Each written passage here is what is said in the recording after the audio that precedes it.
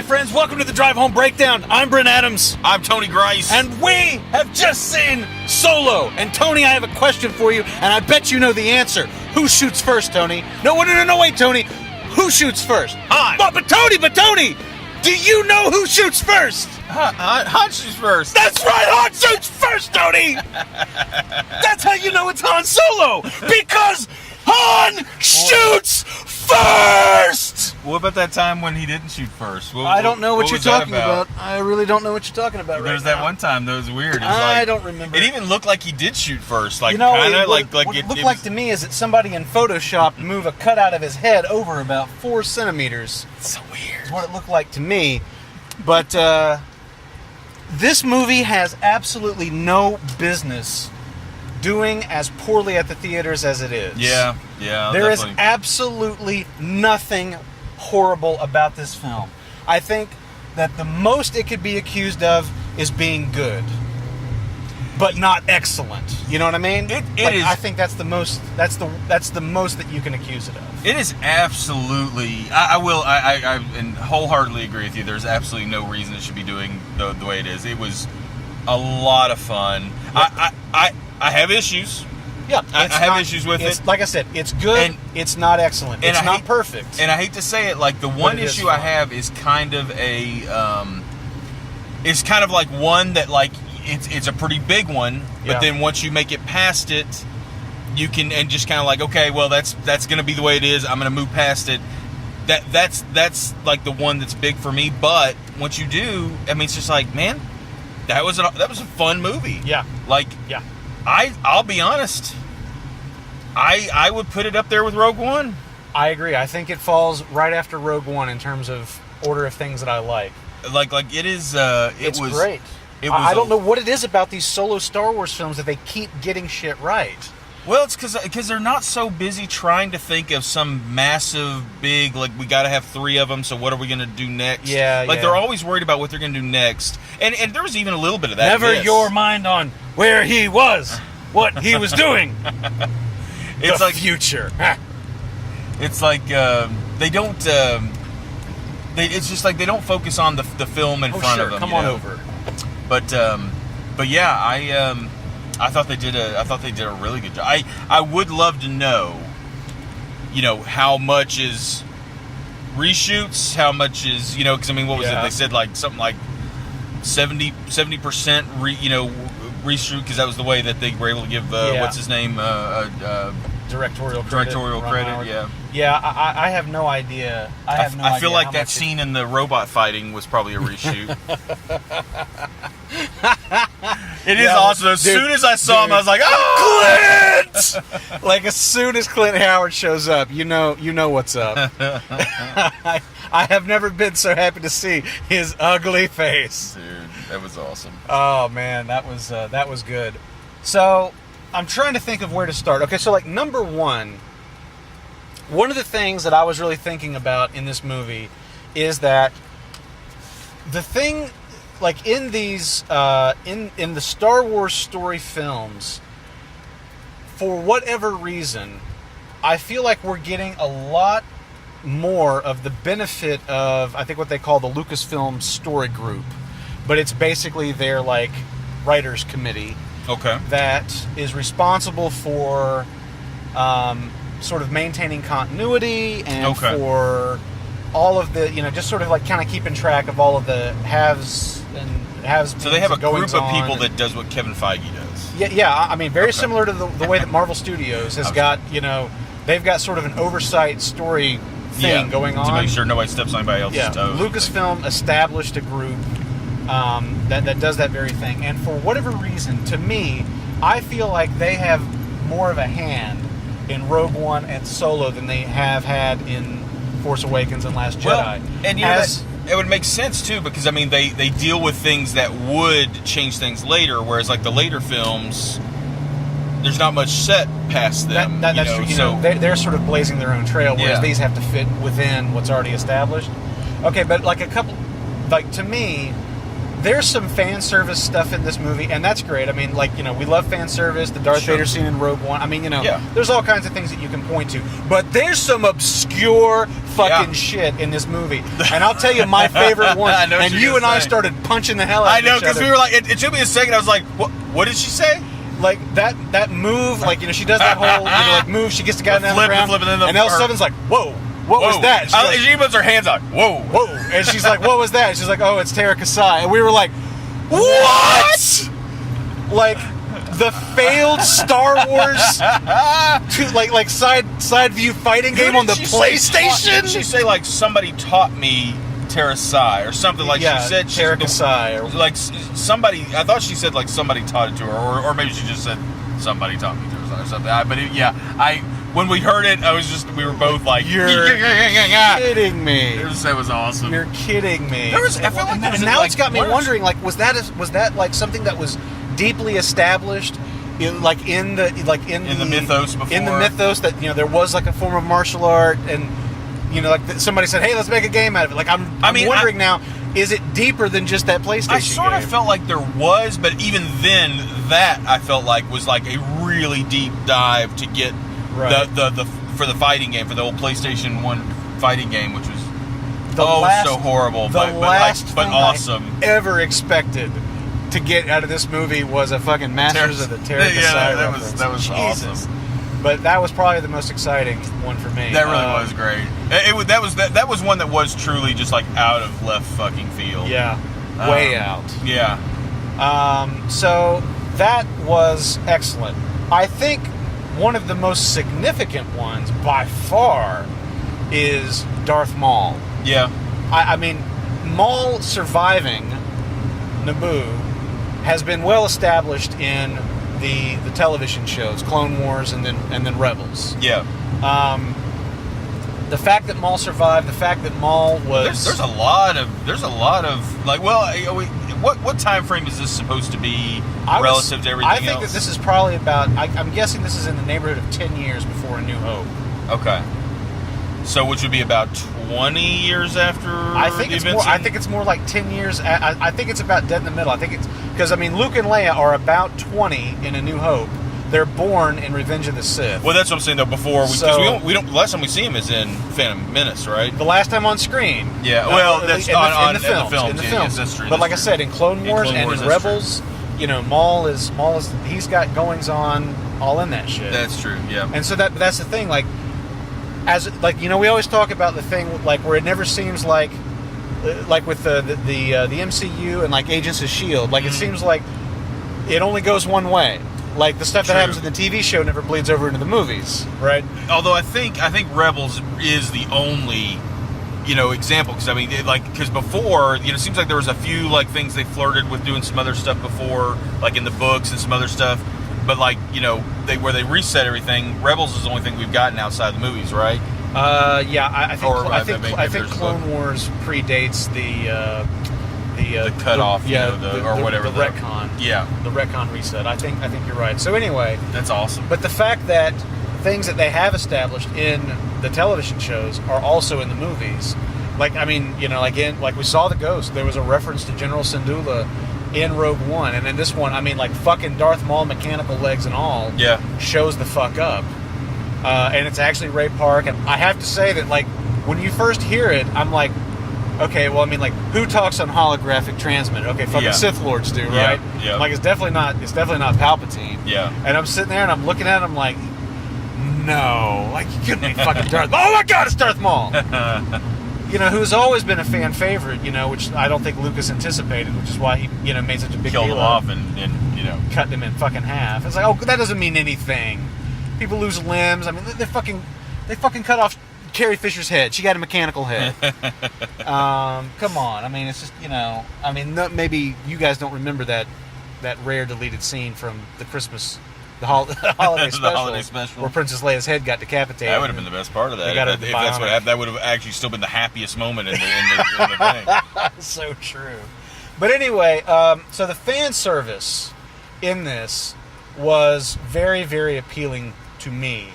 I would say that, like, I would almost, if I was going to make a metaphor for how I feel about the fan service, I feel it's almost as if they gave me, I don't know, let's say a cape closet filled that was awesome, with bespoke and finely woven capes, each of which was. Whoa, that's my cape. That was. Whoa! That was. What does he say? Like that was a handmade one, or he's something? That's a custom job. Custom job, yeah. Like, are they all custom jobs? Come on. Man. The fucking capes were the best. And just her talking about Lando as they're walking up to. Yeah. Oh, he's a gorgeous man. He's such a good Yeah, person. exactly. He's charming. It's just awesome. Yep. All right. Well, where do you want to start? Well, so what? Because I really enjoyed the film. It was very fun. But I did have one. I feel pretty major hurdle. What was your major hurdle? Well, look, just in fairness, though, I kind of want to ask you, what did you think of the lead's performance? Oh, of Alden Ehrenreich? Yeah. I didn't even think about it. I wasn't even thinking oh, he's good or oh, he's bad. I just really I was in it. It's nothing I didn't even think about. I'll be honest. About the first 20 minutes of the film or so, I was a little worried. Yeah. I felt like the movie started off kind of weak. I agree with you. And the first really, 20 minutes is easily the least. And I'll be honest, to the point where I was like, thing. oh God, no.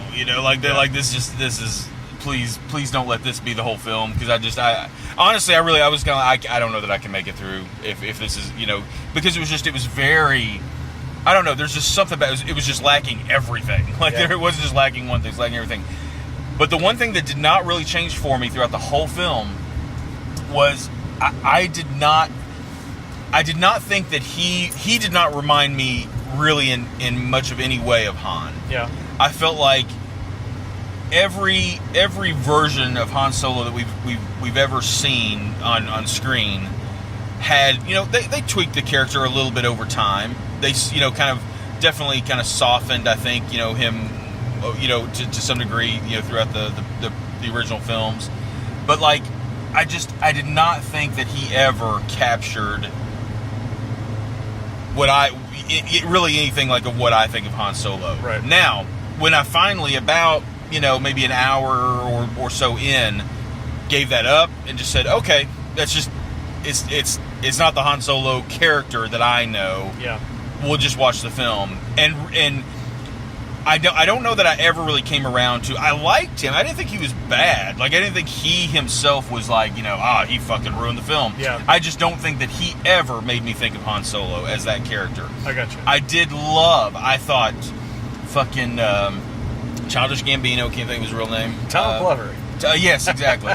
I thought he did a great job. Matter of fact, there's even one line dialogue. I wish I could remember now. But there's one line of dialogue that he says off screen.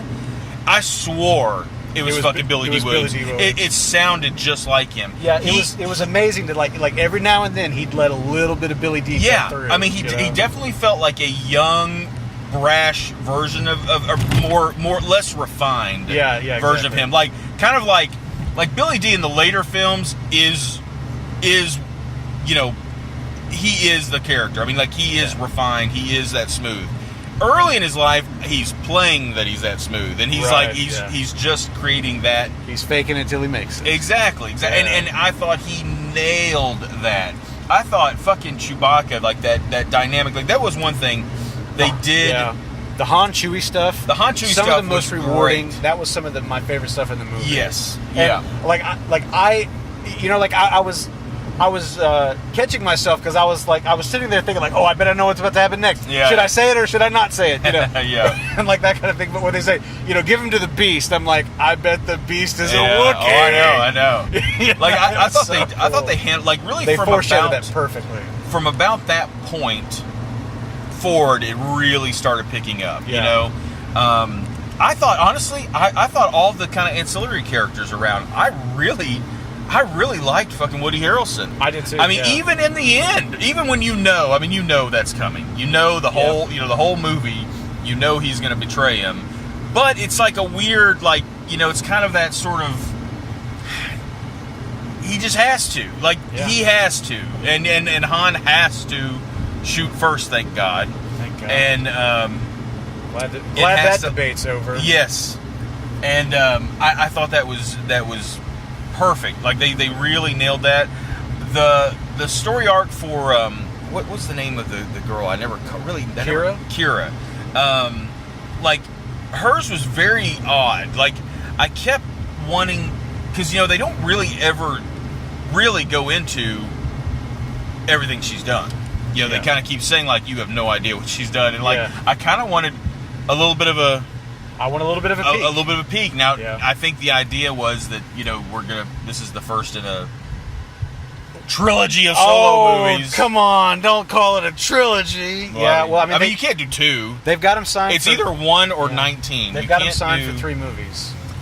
And I will admit, from seeing all the box office numbers, I really question whether it's like, well, I hope they don't end this on like some sort of real huge cliffhanger, because I'm not sure we're getting another one of these. But after seeing the movie, I gotta believe that it is going to get better.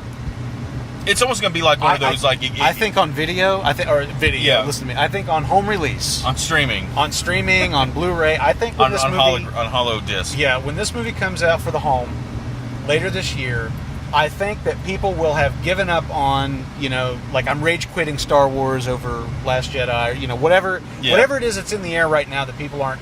I hope that later this year, the home release, word's going to get out. People are going to start watching this with fresh eyes. They're going to sit down and really see it for what it is and realize the movie's so fun. Yeah, the movie's a lot of fun. Like, it's really not. There's no reason. Now, I do kind of go back to, I think the single biggest thing for this. Well, no, actually, I take it back. There's 2 huge factors, and I'm not trying to pretend like I'm the first one to say it. I get everybody gets this, but just so we're clear on it, is there's, I think, just a little bit of too much too soon. We've had now for 3 years in a row, we had Star Wars movies every year, and then a 4th one in 6 months. Yeah. Like a 4th. So it was a little too much too quickly, I believe. I think this would have done massively better had they pushed it to the end of the year. Yeah. I mean, I really think it would not even be close. I think it would probably be doing roughly Rogue One numbers. Yeah. Whereas it is, it's doing roughly. It's like half. Yeah. It's almost exactly half of what Rogue One has done. Yeah. And I do think that's going to hurt it a little. I mean, even after it comes out and people, word of mouth, it gets better. But like, here's the thing: I haven't really barely gotten word of mouth on it because nobody's seen it. So I think that people got scared away by the change of directors and all that stuff. I think people got scared off by it, or people had just checked out because Last Jedi wasn't that great. Fuck Star Wars. I'll go watch Deadpool instead. Whatever the reason. Yeah. I'm sure that there are myriad. Yeah. Or that they are myriad. But whatever the reason, I think that eventually people are going to start watching this movie. They're going to get curious when it comes out on Disney streaming or whatever it is. Yeah. I think that people are going to finally. I think the word of mouth is eventually going to get around that the movie's really fun. I think it will definitely help Solo. I think there's still Star Wars still I think needs to I think they need to sort of reevaluate like kind of their plans for it a little bit, because I do think that they're flying a little close to the sun. It's just there's I got you.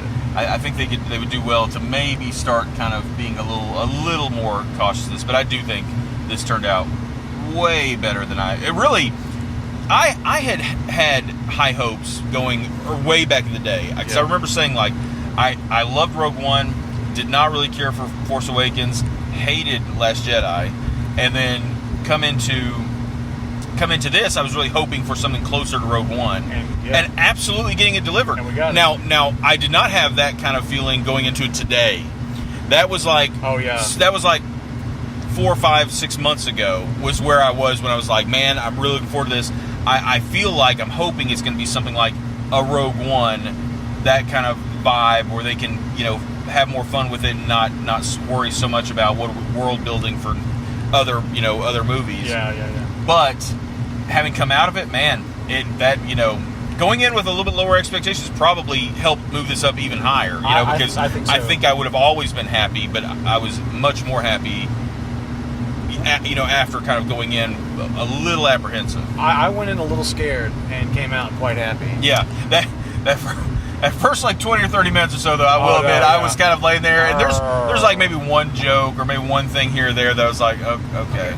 But like most of it was pretty painful. If I had another fucking shot of those dice, like at that first scene, they show him like, you know, in that first 30 minutes or so, they show him like 5 times, like a shot of a hand holding them, you know, and I'm just like, we get it, we get they're important, you know, we get it. I think. Well, you know, apparently there was a deleted scene that was cut. Like Ryan Johnson said that the reason he included the dice in Last Jedi was because there was a scene that was eventually deleted from Force Awakens, where Han, you know, he goes into the cockpit, and he hangs the dice up, like he still got him, you know, and like the one thing that he didn't want to change from the previous film was the scene that got cut. Right, but the point is that, you know, like they are sort of, you know. They were sort of retrofitting this arc with Han and the dice, you know. Yeah. And you know, so I get it. They were trying to. Make I just thought it was way heavy-handed. Like for whatever reason, I was like, we get it. We only needed like one, maybe a second shot establishing that, you know, he's not going to leave any place without having those with him, and that's why it's so important. But anyway, there's a few little things like that I thought were a little goofy. The thing in the first 20 minutes that I don't, for whatever reason, I don't know, just like the dialogue felt like really obvious and cliche to me. Like there was some line, you know, where he shows her, like he's got the like the hyperfuel capsule, and he shows it to her, and she's like, oh my God, you know, like we can escape, we can get out, you know, and we can leave together. Like it felt like very like the acting was very cheesy. Yeah, well, just the dialogue. I mean, I don't like it. It just, for whatever reason, that scene is the one that had me worried. And then, well, the whole thing with the like, you just are holding a rock and you made a sound with your mouth. You made a clicking sound. And I'm like, it was kind of funny, but like should be funny. It should be funny, but like I wasn't really laughing in the moment. Like in the moment, I was just kind of like, huh. I mean, it's basically you got 2 coconuts and you're banging them together. Yes, that's exactly what it was.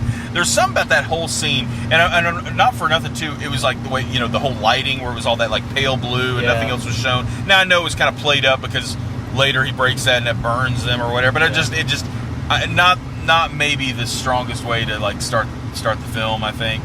Yeah. But I thought it got off to a little bit of a all of the stuff like they're going through the, you know, with them sneaking away and the chase scenes, like you know, just to be honest, those chase scenes in those hover cars not exciting in the least, in my opinion. Like it was shot in a very, I don't know, it was just I was thinking like this would have been so exciting back in 1986. Maybe, you know? I mean, like, you're right. Back then, but it was just it felt very.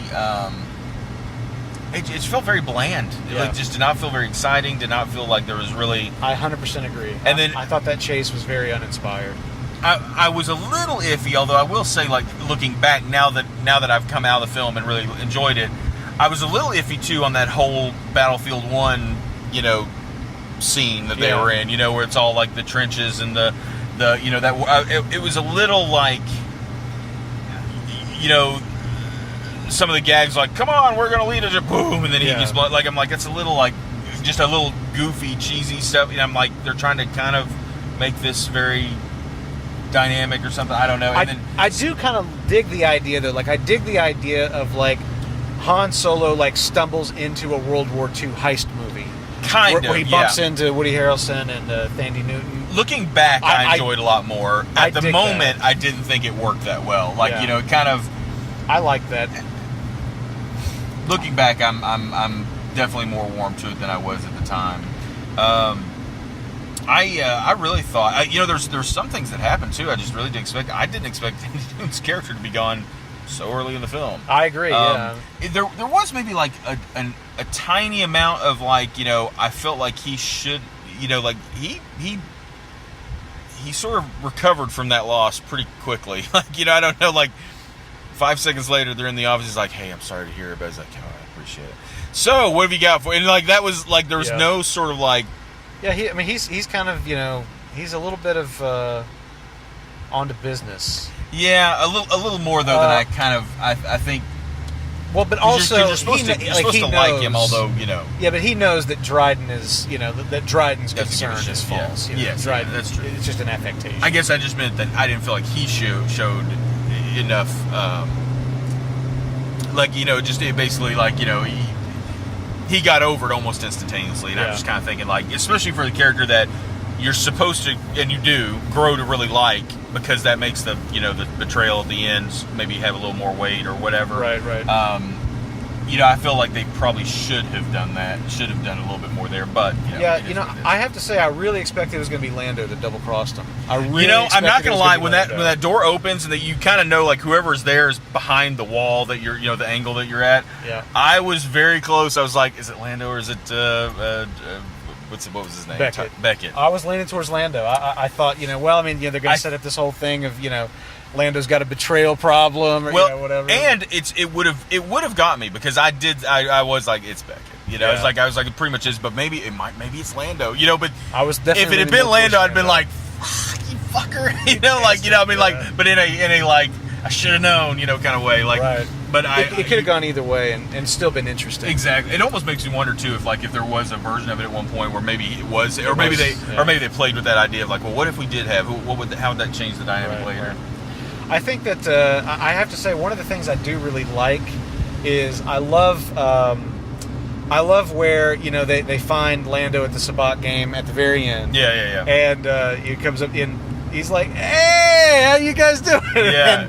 And he's like, "I should have Chewie rip your arms off." He's like, "Whoa, come on!" Whoa. And then he just grabs him and hugs him. He's like, "Oh, you thought?" And it's such a great. It sets up Empire so well. He's like, "I'm going to get you back. I'll get you back for this." That is the thing.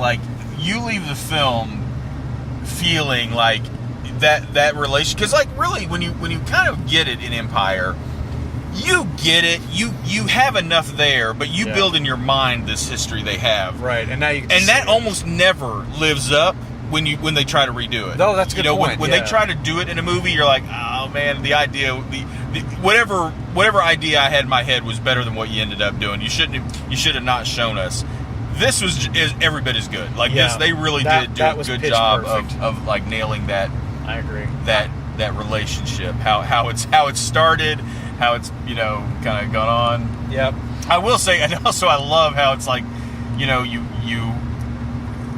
right off the bat you see this pristine Millennium Falcon, and one mission in, you're like, okay, yeah, now I know. Oh, now I recognize it. Now I know why it looks the way it does. Yeah, exactly, because it wouldn't have been as much fun. Another thing I want to say about Lando is I love, and again, it's just some of the call-outs, some of the fan service stuff, I think pitch perfect. It's so easy for that stuff to be over, a little heavy-handed or overplayed, but pitch perfect. I thought that I love the scene after they land on, I can't remember the name of the planet, but wherever they go to have the hyperfuel refined. Oh, okay, yeah. And they're standing there and they're looking at the ship, and Lando says, "I hate you." And Han says, "I know." It's such a great reversal of the the Empire thing with Leia. Little bits like that. Just little things that really make it charming. Oh yeah, they. Okay. So let's talk about the best character in the movie, Chewbacca. Okay. I was a little afraid where you were going to go there for a second. Yes. Honestly, for me, we're talking about the first, 20 minutes, whatever it is, 20 to 30 minutes. The first 20 to 30 minutes of the movie felt rough to me. It felt like we haven't quite hit the rhythm yet. I would almost dare to say that had to have been shot before. Yeah. It did not feel in the same tone or anything. Maybe that's why they hired new directors. I don't know. Maybe so. But the point is that for me, the movie starts when Chewie shows up. Yeah. Basically, once Chewbacca shows up, that's where the movie really begins to click. Oh, absolutely. And you and I talked about how, the thing that I want from this movie is, I want a lethal weapon. I want a 48 hours. I want I want Han and Chewie buddy cop film. Exactly. Basically. And that is what we got. We start getting that as soon as Chewie shows up. That vibe starts kicking in, and I love it. The thing I will say that I really love too is and again, this goes back to that maybe there's some things that are best left unsaid. like drummers that die in mysterious, accidents. Gardening accidents. Best left unsolved. Really. But anyway, in all seriousness, the thing I loved about this was I kept wondering, okay, so how are they going to get us to feel at the end that Han and Chewie basically lay down their life for one another? Like we're to believe that in a few minutes they're going to meet for the very first time. Not in the scene, but just like in the movie. Like we know in a few minutes here somewhere it's going to happen, and then by the end they're going to be, just super close, and the bond will be there, or at least that's what I think we kind of expect in general. Yeah. So, but they do that. They do through those little moments of like, the first time where, like Han speaks, what's the Kashyyykian or whatever? Kashyyykian. Whatever it is. Wookiee, no, it's called like shit.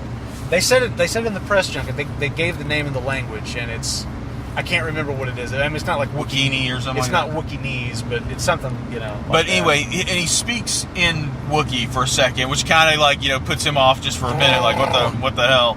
And then they kind of go back out for a while, and then he's like, no, wait, I've got a plan. Like, look, work with me here. And so basically it's like, out of, genuinely at the time, like, hey, I'm saving my own ass here, but I can get you out too. Like, he's got that kind of, the hero vibe, like the thing that he always, the whole thing with Han is he's always sort of doesn't want to admit, but he definitely has. Yeah. And he's always trying to pull the others along with him, like help him out. And then, later in the film, when you kind of see he sort of, he saves Chewie in that one moment, before he gets hit by the rocks, and later, and I was wondering kind of how that was going to work, like if he was going to go help him save the other Wookiees, or was, but in the end he just kind of, he's like, hey man, good luck, I hope to see you later.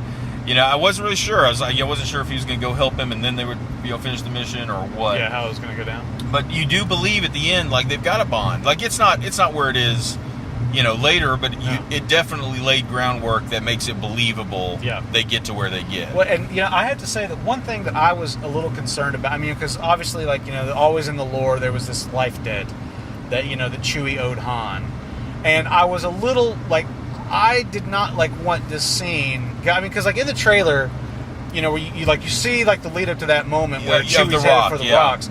And you didn't want that to be the moment, because that's just too... Well, no, like, I was thinking, like, okay, like, that could very well be the moment, but what I didn't want to see was, like, sometime after that, like, Chewie gets down on one knee and, says, I owe you a life debt. Like, like, I didn't want to see, like, that. And the fact that it wasn't that, like, the fact that, that Chewie was torn between allegiances and stuff like that, but ultimately decided, I mean, it's unspoken whatever his decision was. Yeah. But ultimately, he decides that sticking with Han is the thing to do. And it's because he sees. I think it's because he sees that moment that Han cares about other people other than just himself. That's when he chases after Lando and Chewie knows they don't even like each other. Yeah. But that's what kind of seals it. Is he's like, I've got to, I want to stick with this guy. Like he's trying to do the right thing. I thought Chewie was awesome, and you know what I liked about this, and what I hated about Force Awakens, and even although was Chewie in Last Jedi? I don't even know. I'm blocking from memory. But in Last Jedi, I felt like they really. By the way, spoilers. I don't guess if we have to make that clear. But like in Last Jedi, when when Han dies, they never Force Awakens. Sorry, they never.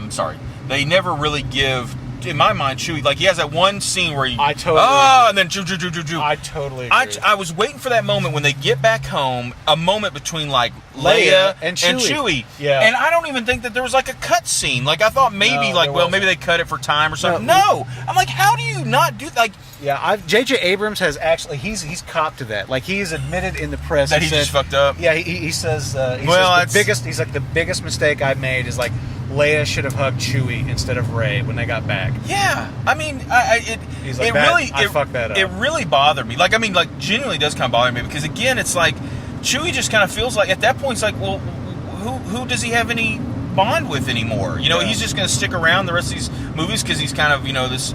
Every once in a while we'll just get somebody to go, Chewie, you're right. Yeah. Like that sort of thing. The rest of the movies, like, there was I did not like how they killed Han. I felt like that was so underplayed. Like, I don't even care that they did it. But just not that way. It's not like I'm like, they should have never killed Han. You can't do that. Like, it's not that at all. Like, I was totally fine with them doing it. I just thought they did it poorly, and it did not hold really the weight it should have.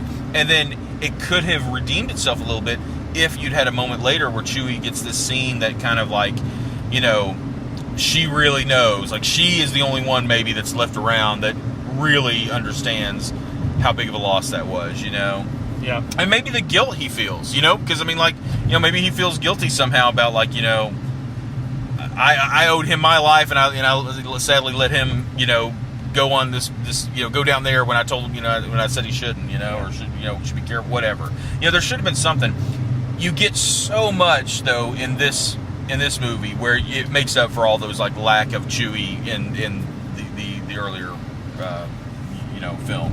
I got to give a lot of credit too to the guy that they got playing Chewie now, Eunice. Yeah, I didn't feel it didn't even feel like there's a different actor playing it. Like, it just same mannerisms, same. He's got it. I mean, after doing it for a couple movies now, I mean, he's really.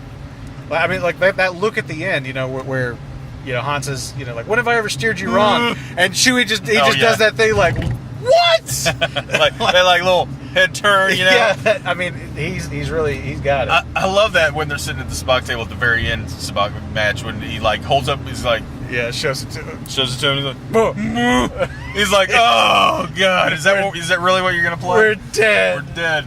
It's a good moment. I thought they did so good. Now I tell you, somebody we haven't talked about at all, I don't think, and I'm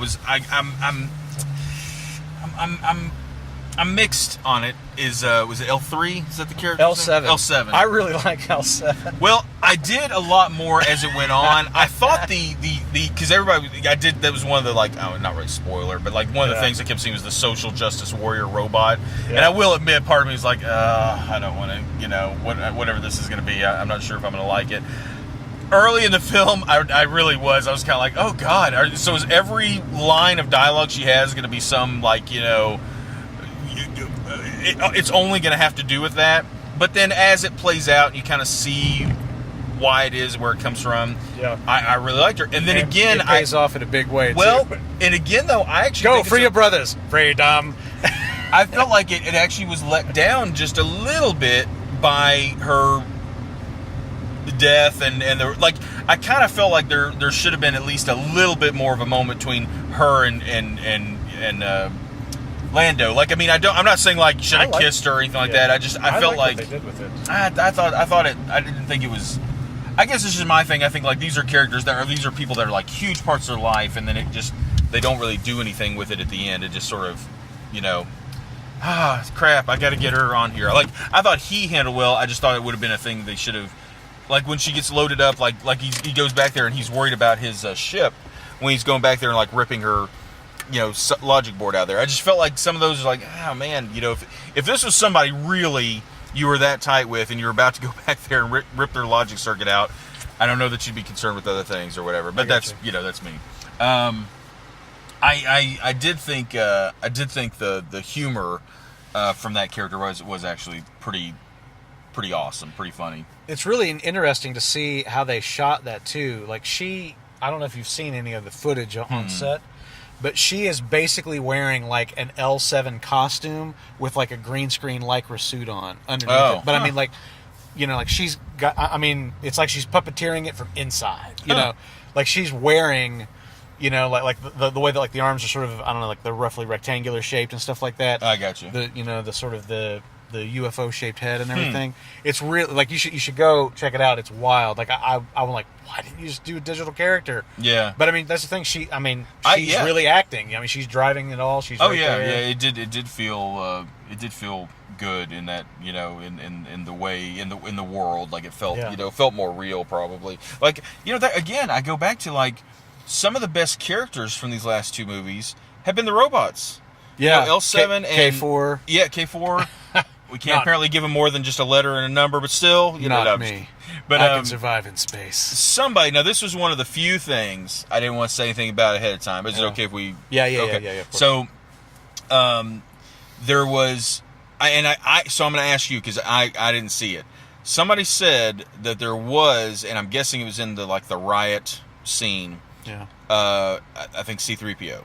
C-3PO is freed by one of the robots. Oh no, I didn't see that. And because I just, again, one of those things, flipping through pages and saw like a tweet or something, on a page that said, yes, that was C-3PO in such, and I was like, oh, go. Yeah. But because I didn't want to read any further because I missed it. I totally missed it. Well, and I may be wrong, and whoever I saw was wrong. But like I said, I didn't want to read any further because I was like, I was already like, well, shit, I don't want to get something spoiled. There was a moment in that scene where I thought I saw R2, but then I was like, well, I mean, it's just it's a fucking astromech droid, Yeah, exactly. Yeah, that's true. It just makes me think. There is a line of there's a line that 3PO has in A New Hope where he says something, like we'll be sent to the spice mines of Kessel, or I think it's A New Hope that he says something like that in.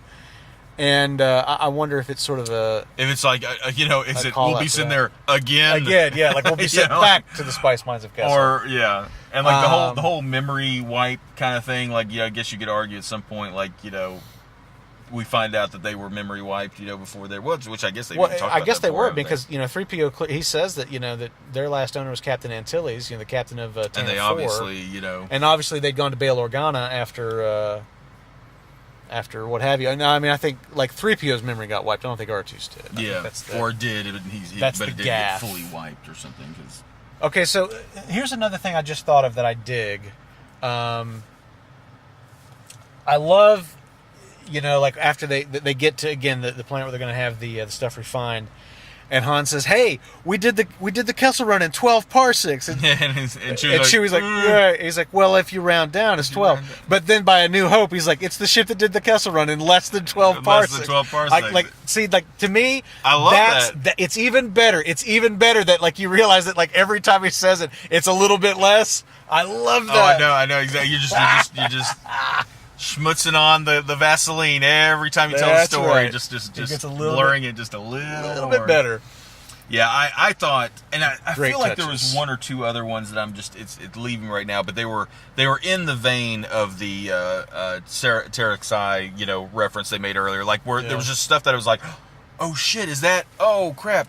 And the one thing I kind of elbowed you when I saw it, although I realized later it was just was when they had the what's fucking Boba Fett's armor, the Mandalorian armor in the background, because the way they panned, I thought it was somebody standing guard, and I was like, oh shit, and then like later they sort of pan around and I realized it's just armor, but I was like for a half second I was like, oh fuck, so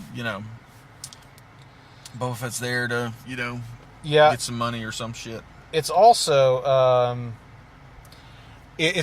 thought it was really cool that that apparently the disguise that Beckett wears, the one that Lando wears in Jedi, apparently they've just got that on the Falcon. They're like, hang on to this, it might come in handy. I mean, it does make you think that they got it one time and then just threw it in the because they keep going back to the under the panels, like the to hide the stuff at, it kind of makes you wonder, because Beckett goes back there 14 times, and you figure maybe he just found that back there or stashed it back there when he was done. Exactly. But I did dig that. One of the other things, and again, I said the same thing about Rogue One, and I feel the same thing about this. To me, these movies, these standalone Star Wars story movies, they feel like the kinds of stories that we fans dreamt up, imagining this, or like playing the Star Wars role-playing game and all that kind of stuff. And one of the things that I really got a kick out of was that those marauders that steal the job out from underneath them there near the beginning, that those marauders are riding swoops. Yeah, I mean that was always a part of the lore in the expanded universe, is that you had these gangs of pirate criminals, and they were always depicted as riding these swoops, and to see that pay off in this movie that's obviously dealing with the criminal underworld of Star Wars was pretty awesome. Yeah, that was pretty cool. Even like Dryden's his vibro knives.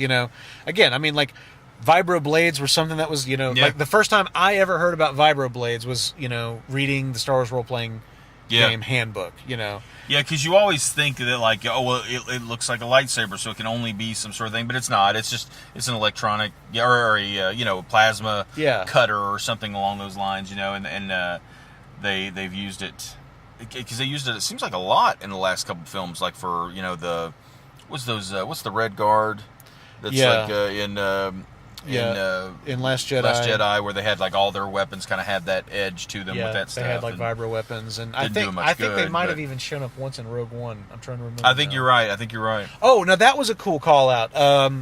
One of the guys that's part of that gang is Saw Gerrera's number 2 in Rogue One. The guy Which one? He's the guy that's got like that breath mask. Like when they bring Bodhi up for the first time in the desert on Jeddah, and he's like, "Is that him? Is that Saw Gerrera?" And he's the guy that is like, I swear let's I get totally moving. missed that. I have to go back and watch it. He's got the mask with like the 4 hoses coming off. I think I know what you're talking about, but I guess for whatever reason but I totally believe you. I missed that. Yeah, he's part of that swoop gang. He's part of like whatever that. We didn't even talk about R2 was in the movie.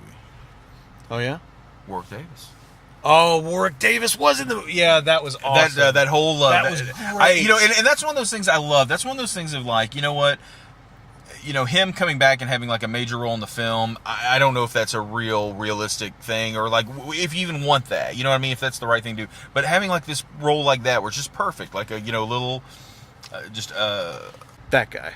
Okay. I swear I don't remember seeing him though. Yeah. He's part of the gang. Okay. Awesome. He's a background player. I got you. I mean, like you kind of see him there in the background, but he's when they all kind of take their masks off or something. Benthic is his character's name. I love that, like the name drop of fucking the other bounty hunter shit. They mentioned him like early in the film. If you don't, Bosch. Yeah, Bosch. They name drop like some things like that, and that's what I like. I like when they just do something that's like there's no need. You don't have to explain it. You don't have to go, into any huge detail. Just drop names of characters or places, things like that we know about. Like those little things can go a long way to create really the world, to like build that. Yeah, and without making it seem like you're trying too hard. Like the one thing also I liked about this was so many people said that, like, well, the reason, if you like the Marvel movies, you can't have anything wrong with the humor in Last Jedi because it's just the Marvel formula. I'm like, it's not. Like, the Marvel formula is like things that, 1, are funny, and 2, fit within the world and situation that's going on. And they're generally driven by character. Exactly. Whereas, like, they were very gimmicky in Last Jedi. I thought the humor in this really worked well. Yeah. Like, there's maybe 1 or 2 times, and frankly, it was probably again in the first 20 minutes or so. The first 20 I'm starting to wonder if, like, so the film's about 3 hours. If Ron Howard shot 70% of the film, that first, like, 30 minutes or so might have been the only part that was left over. Let's see, what's the running time here? I meant to look that up anyway. But anyway. But I do, let's just go back to something. Go back to something we said at the very beginning of this. I really can't believe word of mouth hasn't gotten out more about this. I agree. I mean, now, admittedly, we're watching it week 3. We're not helping the problem any, I guess. Yeah. And I will say we had the after effects of going week 3, which is the people that come in there feel like they can take their shoes off next to you. I guess that's week 3 audience. Yeah. Week 1 audience is like we dress up, we're like right in there. Week and then 3 week 3 audience is like, let's kick off the shoes. It's like, man, I'm not out in public. I might as well take these shoes off. I'm sitting at the house with 30 of my best friends. Actually, let's be honest, there were 12 people. There were 12 people in the theater. There were 12 people. But yeah, I will say, I would have thought, like, week 1 I kind of get because the word hasn't gotten out yet. But like, I mean, week 3 and it's still really. I'm kind of really surprised that this has not done better. Now having seen it, I agree. It's great. I mean, it's. I don't know if it was just. I don't know. What's the cinema score and stuff like? What's the audience reaction? Is it? I don't know. Of people that have seen it. I wonder if it's. Metascore 62. Not great.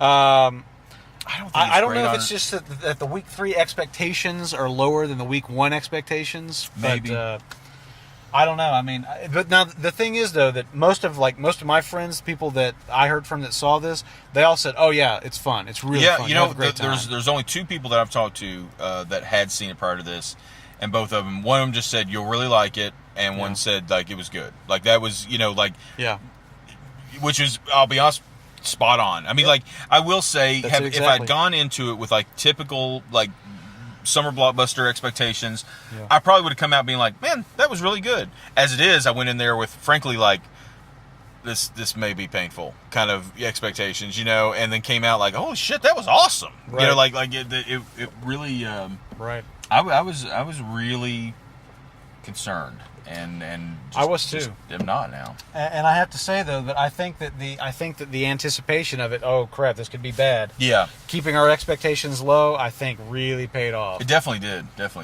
You know, one thing we didn't really get a chance to talk about was we were talking about casting and everything, and I love the cast, but I have to say I really like Paul Bettany. Bettany seemed to be having a lot of fun. Yeah. And I like to watch Paul Bettany have fun. I will say I liked him. The one thing I wish though is, again, it's, you know, and this I will say is the Marvel formula of like villains that don't really have, they are kind of just there. Like he was fun in what he did with it, but like, you know, the whole time I'm kind of watching the movie like, what's wrong with his face? Who is he? Where does he come? What's the thing going on? You know, I mean, they just created the makeup, you know, using a video game character creation system, and you know, everybody goes for scarification. Always. I got you. Always got to have scarification. That was one of those things where it kind of like, you know, what's his name, Snook or whatever, Snoke, whatever, Snooks, Jeff, whatever, Jeff, Supreme Leader Jeff. Jeff. It just is one of those where it's kind of like I want there to be a little more there, you know, because it's just, I want to know why I should be afraid of this guy. And I mean, they do build it up a little. And I actually did remember one other thing that drove me crazy. But just the one. Go ahead. Crimson Dawn. Yeah. Well, could they not have come up with a better name? Like that to me literally sounds like a legit like communist movement in the 70s. It's the most generic. I mean, like I'm almost I could be wrong. It does not sound Star Wars like at all either. I could be wrong, but I'm sure that Crimson Dawn is in Marvel Comics somewhere. I know I've heard it there. I'm almost thinking that Crimson Dawn might be in DC Comics too.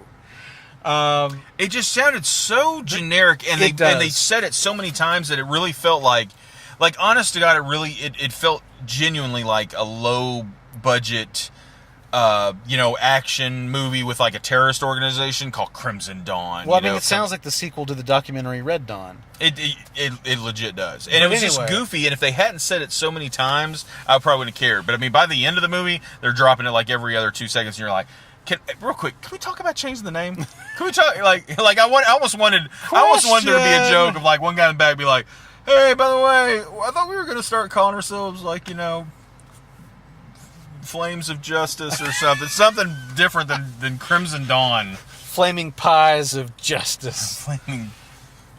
Flaming Pies of Vengeance, I think will be the name of my next Flaming Vengeance. No. Flaming Vengeance. Yeah. I know. I just, for some reason, that's every time they would say it, I was just like, really. I know we're just using it as a placeholder. What are we going to do at the end? What are we going to call it for real, though? The thing is, it reminds me, I don't think it was actually called Crimson Dawn. I'm going to go home and I'm going to pull out my fucking Star Wars second edition role-playing book. Do it again now. But the thing is, I'm thinking in the expanded universe, there actually was a big... Okay, what was the name of the criminal organization? Crimson Dawn. You remember Shizor from Shadows of the Empire? Yeah. The one who tried to put the pheromone moves on Leia. Yeah. Okay. Wasn't his organization called like Crimson Sun or Crimson Dawn or something? Like it sounds. Let's hope it was called Crimson Dawn. Because if they just came up with it out of nowhere, it's stupid. And what is Crimson Dawn? Sorry, folks, we're doing. We're on our phones in the car, but we're Googling parked, stuff so it's right okay. Okay. Okay. Blah blah blah blah blah blah blah blah blah blah blah. I'll edit all this out. You should leave it. Like just listen to us read things on the internet. Overlord silently. Overlord, Prince Caesar, the alien overlord of the largest criminal organization in the galaxy. Are they going to mention the criminal organization? The book emphasized... Okay, blah, blah, blah. The comics... Where's this fucking story? Soundtrack. I don't think it is. This says here, the Solo movie implies that Maul regrouped and created Crimson Dawn as a new power base. Yada, yada, yada. So, basically saying that, like, he created it after the Shadow Collective, I guess, whatever that is. Okay. So, anyway, I don't know. All right. They definitely didn't, get with any marketing people naming their group. But it does, like, there's something, and for whatever reason, I'm thinking that it's got something to do with Prince Caesar and Shadows of the Empire, but there's something about Crimson Dawn that reminded me of that. But I mean, like, when you see Maul, like, I mean, he's wearing the same necklace. He's got that necklace with sort of like the inverted arch. Yeah. And I mean, you see that symbol a couple of times. Yeah. The thing that I'm wondering is, okay, so I think that we're all hoping to get the sequel, Solo Part 2, The Hunt for Chewie's Bowcaster.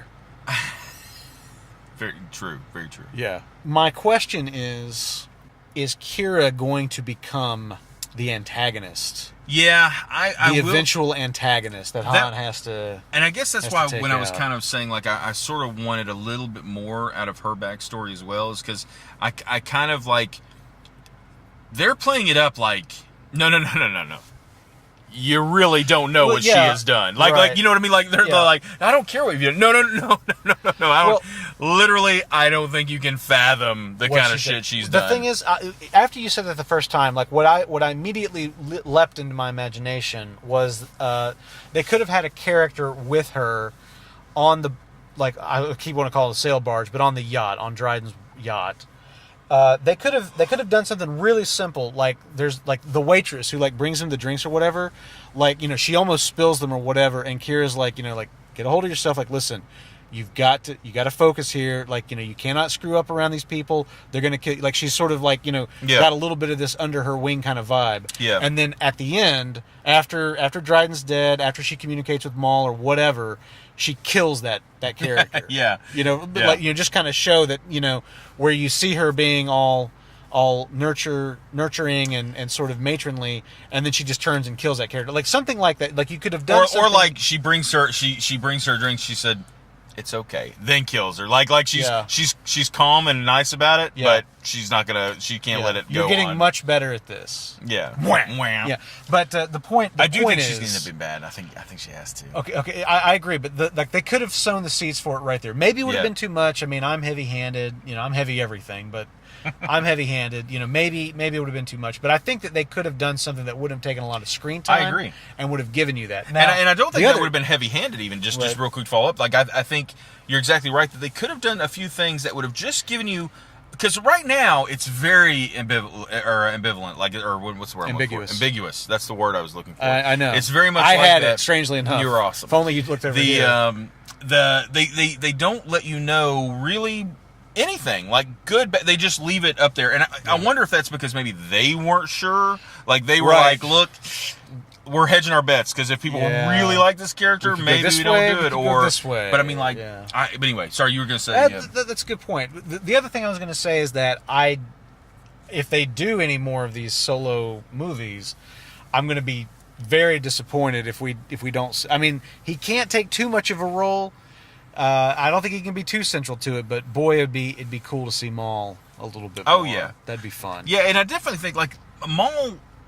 Is the thing that the reason I think that Maul stuck with people so much is because he wasn't used that often. Yeah, like he was used very much as like what as let's not fuck with this guy, because like the one time we almost fucked up with him, like he almost killed us all, and we luckily just got out of there in time. Yeah. The second go around, like it took 2 Jedi, like and one of them died to take him out, and they didn't even take him out, Right. I think he's great when he's used as a punctuation, like if it's the threat, like he's used exactly the way they probably should have done something like Snooker, the guy from Last Jedi, gets cut in half, like where you think he is this massively powerful, all godly being, and then he ends up just getting cut in half, and then very slowly. He's just 2 half Jeffs, and which is actually what they did to Darth Maul too. So I guess they just like cut him. So he's coming back. So if if they do something like that and like play it up as like, you really don't want to mess with this guy, you really don't, and he's in the background, then at the end he shows up, and it's basically Sith Lord going up against non-Jedis. Yep. Like, because really, have we seen that yet in any meaningful way? I don't recall. No. I mean, Sith Lord going up against the former crew of Tantive 4. You got Darth Vader. Showing them what's all about. Exactly.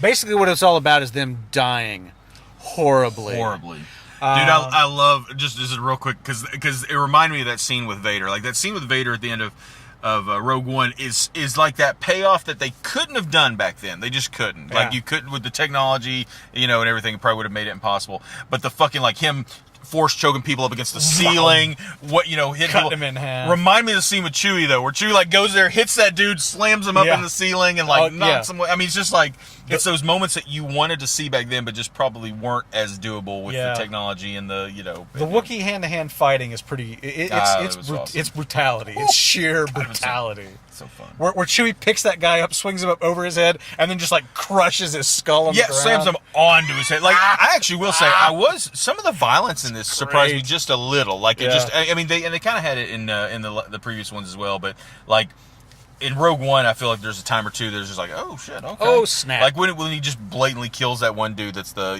like, hey, it's okay, man, don't worry. We're gonna get out of here, bam. And like you're like, oh shit, some of this, like. When Chewie turns around and has the two arms of the dude, and he's like, "Great, that outfit would have fit me perfectly. Thank you." The one uniform. The one uniform would have fit perfect. Yeah. Yeah. Well, I mean, come on. The Wookiees got to rip somebody's arms out of their sockets. It's just got to happen. Let the Wookiee win. One thing, just kind of talking about Maul. One thing that I think is really cool is Maul's voice. Mm-hmm. It's done by Sam Witwer, who has been doing the voice in the shows. Oh, okay. Now, he's not the guy that did Maul's voice in Phantom Menace. Oh, okay. But Maul, and that's just kind of, I mean, that's cool. Like, it's cool that there's that continuity of Sam Witwer doing the voice. That's neat. Yeah, they've definitely with Rebels, they've definitely done a good job of kind of adding to Star Wars without. And doing something that, they probably wouldn't have done. Like, they probably wouldn't have done the story that's in Rebels in a movie. It's just, it's a little too, complicated and long-term. And, it would have been hard to really condense that all down and have it be as meaningful. They can do it in a cartoon, but, then they also still took things like that. Like, that's why I still so hope that we see General Thrawn at some point. In the movies? In the movies. Oh, me too. Because, like, I feel like that's, again, one of those, like, I will admit, I do think that with that just enormous extended universe that Star Wars had for a while, it is a little unwieldy. And I kind of understand Disney's reason of being like, hey, look, we're never gonna be able to work within those confines with the amount of movies we want to do going forward. We're gonna step on toes. We might as well just. But they've also been smart enough in that a few of the things they've still kept. They've still kept a few things here and there that they're like, look, that was popular enough that we will make that work within our world. That's a great character. Let's let's there's keep no that. Reason to lose great characters. Yeah. And Thrawn, I mean, Thrawn is very intact. I mean, he's very, like one of the very... first. He's like one of the ones I really would think, because like the whole thing with all these movies, and I do understand like what kind of Rian Johnson was trying to do to some degree, was kill a lot of the old kind of ideas, and I mean I will say there is something to like hey, how many more stories of Jedi and Sith can we tell without kind of retreading a lot of old ground? Yeah. So to me though, Thrawn's like that perfect thing of like, here is someone who is as a tactician and as a just like he could be a amazing villain and not be a force wielding one. Right. I mean, going up against Thrawn is like, it's like taking on Alexander the Great. Yeah. It's like, or Batman. Best of luck to you. Yeah. Yeah, like it's just, but that's the whole thing is I think if they're looking for a new direction to go, like some new characters, that would be a strong enough villain that would make you be, because I mean, like when you're going down from a force wielding, being, it's like, well, anything's gonna be a step back, right? But if you did somebody like that, I think you could really make that be a very, this dude, we thought the fucking Sith were bad. This dude can do it without. And not having that ability. This guy doesn't need the Force to fuck you up. Yeah. One thing that I kind of want to end on here is that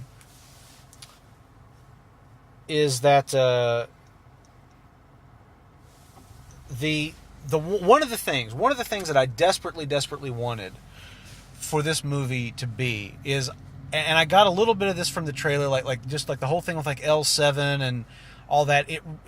I got a little bit of the vibe of the Han Solo Adventures books, which I read a long time ago, and like one of them's called Han Solo at Star's End. I can't remember the name of the other two, but there's I mean, like they go back to like, I don't know, like the early 80s, I think. Mm-hmm. I don't remember when they were first published, but I mean, it was early. I mean, it was, it precedes almost everything else. And as a matter of fact, they may have been the first sort of like, like expanded universe kind of thing. And like, I don't know, telling the story that wasn't just a book retelling of the movies or something like that. Yeah, and there was like a pair of droids. Like I think like Blue Max was like, he was like a little like cube kind of droid, and then there was like another one like maybe Baymont. I can't remember the character's name now, but he was like like a big sort of he was a muscle droid. But anyway, Han and Chewie, and I mean, like they were up against, I can't remember, like they were in some part of the galaxy that the Empire wasn't all that active, but there was like a big criminal organization called like the Syndicate or something like that. But anyway, those stories were just all about Han and Chewie, and like they're like out to get rich and and like get the job done, screw over the the man, get their money and get out of town. And this movie really did have that vibe. Absolutely. And actually, that was one thing I was really on the lookout. I was really on the lookout to see, like, I wonder if there'll be any references. Yeah. To to that, and they felt a little like. I mean, there's even like a fucking scene where, there's like some character they talk about, like he's like some big bad that, like some mercenary that gets called in because Han and Chewie are giving the Syndicate like such grief, and they're talking about like, oh, he's like this fucking unbeatable gunfighter or whatever, and Solo's like, there's only one gunfighter in this part of the galaxy, and you're looking at him, like I mean, he really had like the Solo swagger, as it were. And the fact that there is, I mean, like there are vibes of this. I mean, this movie, in a lot of ways, it feels like a Western in space. Well, the fact that Woody Harrelson's character is doing the spin move with his gun every 2 seconds and dual wielding, sideways shooting, and I love that. Like bunch. It felt so, and it didn't feel out of place. Like I love movies where they can change something, but yet it still doesn't feel out of place, because too often they change it and you're like, well, yeah, but that feels like something else. Yeah. This did feel very natural. Like it felt within the world. It's such a good job. I'm so many of the characters, like even, what was it? Is it Rio or Brio? What was the name of that one character? The one that Favreau voiced? Oh, was that Favreau? Okay, yeah, I was trying to figure out when I was listening to it. The guy with like six limbs? I knew, and that's so funny too, because I knew he was in it, and it just totally passed me that I was like, didn't even look for where he was. Yeah, like, that character's not in the movie long at all, and still has a few moments, has a few little moments, like, He does, he's got some good stuff. It's they just did a lot with like all the little piece characters around everything that was going on. Very, very good. I really, I don't know that we ever get answers to these kind of questions, but I would love to know. Jon Favreau voices Rio Durant or Durant. Okay. I would love to know, like how much was shot before, how much was shot after, because all joking aside, I do feel like that first sequence felt like a very different film. The rest of it did feel very fun and very lighthearted, and that exactly what we were asking for, which is like a buddy cop film, like a buddy cop western in space, essentially. And that first chunk really didn't, like to the point that I'm like, I bet that almost has to be something they kept, and then reshot a lot of the rest of it. I don't know. It just. I think it'll probably be a long time before we find out. Yeah, if we ever do, because a lot of times even we never find out to the full extent of like this scene, this scene. People this will scene, talk one day, I think, but I mean like all that. I mean, there's tons of deleted scenes and alternate versions of things from Rogue One, and They're not letting go of that anytime soon. Well, exactly, and like I think of I mean, the movie's still bad, but like Justice League. Yeah. I would be kind of interested to see what what things were and were, and you can watch the movie and make a guess, because I do think that there's some very clear changes here and there. You're like, okay, what? Well, and anytime Superman has a fucking clear slug on his upper lip or whatever, then it was a reshoot. Yeah. But there's different colorings, like some are like basically if anything was shot in the dark or anything was shot in the light, like it's like, okay, that was probably done by Whedon. That was probably done by Zack Snyder. Because it's just you just kind of get a feel. Yeah. We give Justice League a hard time, but I got to tell you, the one part where Ben Affleck says that word, it was pretty good. No, I can't go there with you. Okay, well, I'm wrong. I think I'll admit it. But I think if you go back and watch, you'll find out you're wrong. There's that one time. Yeah. No, you're wrong about that too. All right. Well, the one thing we're not wrong about is that we had a lot of fun. I really did watching Solo. I really did. I think, like I said, I don't think that the movie's necessarily gotten... I mean, honestly, the only criticism I've heard of the film is it's not doing that good in theaters. That is exactly right. Now that you think about it, I don't think I've heard anything negative about the film. I've heard negative things about, like, man, it should have come out when it came out. Man, it's not doing very well in the theaters. Man, I haven't really heard anybody that's seen it. Yeah. Nothing about the actual movie, and that's the thing. Good or bad, in fairness, like it's the actual movie. There's not really a lot to criticize. I mean, you'll find something or three things, but I mean, I think I'm honest. Yeah, brutally honest. I hear. Yeah. Anyway, but my point is that the movie, the criticism of the movie is basically it's not doing all that well. Yeah. And as far as the reason, could be a lot of reasons. We talked about them, but I do firmly believe that, like a lot of movies, this one will find its audience on home release. And I think looking back on it in the years to come, it's going to hold up really well. I think so too. I genuinely, I would play, like, out of the new, not taking the original 3 films out of the mix, I would probably say Rogue One's my number 1, and this is number 2. I agree. I would put it above Force Awakens, way above Last Jedi. So I would totally agree with that. The drive home breakdown is spoken. And we know that all of you at Lucasfilm are hanging on our every word. Go ahead and pull the ripcord on Solo Parts 2 and 3. The Hunt for Chewie's Bowcaster, and I don't have a great title for the third one yet. The Hunt for a slave bikini outfit to eventually put on Leia in a later film, to be named later. Paint Me Sold. I mean, that's a long title. They could trim it down. They could trim down that bikini. Solo 3. Solo, they probably have to change Solo now. Be like, it's hair. They could call it now. No. Actually, I mean, if they just name if the name of the next movie is Han and Chewie, that'll be fine. I wholeheartedly agree with that. I'll be totally fine with that if that's the name of the next film. Or Riggs Murtaugh. They can call it whatever they want. They can. All right. Well, thanks very much for listening. We loved Solo. Had a great time. We hope you guys enjoyed it too. We hope you guys enjoyed listening to us ramble on about it as we are prone to do. If you got any comments, any thoughts you want to share, of course, you can find us, as always, at drivehomebreakdown.com or on Twitter at Breakdown Show. We're going to be back next time. I'm not sure what we're going to see.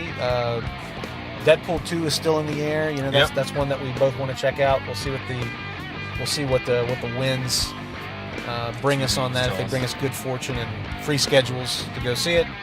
But whatever the case, we'll see you guys again soon. Thanks for listening. The Breakdown rolls on.